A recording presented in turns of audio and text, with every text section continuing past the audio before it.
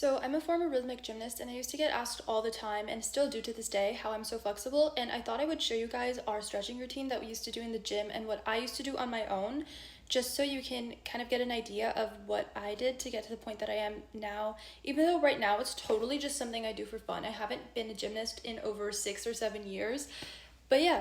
So this is personally how I warm up to stretch. If you need more than this, definitely do more. I'm absolutely not one to tell you not to. It's very difficult for me as someone who's naturally pretty flexible to know if I'm warmed up or not. So this is also, there's a good chance that this is not enough for me either. So I'm definitely not promoting this as like the only warm up. Basically, what I'm doing right now is I'm preparing for oversplits, so I'm opening up my front hamstring and my back hip and a little bit of my back because all of those are really important for stretching oversplit.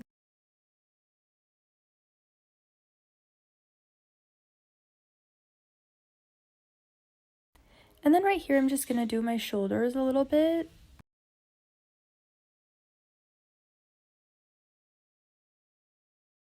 For this one, if your shoulders don't do what I'm doing, just literally grab like a pillow or something and do the same thing with your arms, like kind of as close together as you possibly can, but like don't push it too far. If this is too high for you, you can also stack just a bunch of pillows on top of each other, or you want to make sure it does give you resistance when you're sitting like this. Like, this is not giving me any resistance, so I do need to go higher.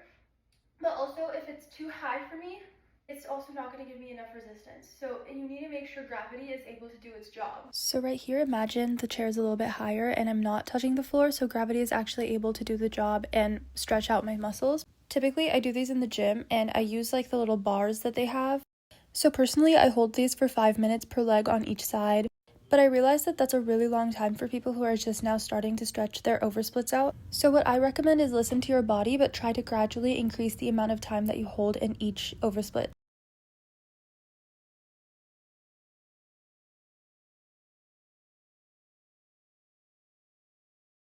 Now to really up the resistance, I'm going to use 2 chairs, and to kind of like mentally prepare myself, I did this kind of lunge thing. It's really helpful to hold on to the back chair. I didn't feel like getting them out right now, but I have these knkmiami stretch bars, oversplit bars, that are actually really convenient for this specific skill. I can bring them out next time and show you guys what they look like, but I'll tag knkmiami here.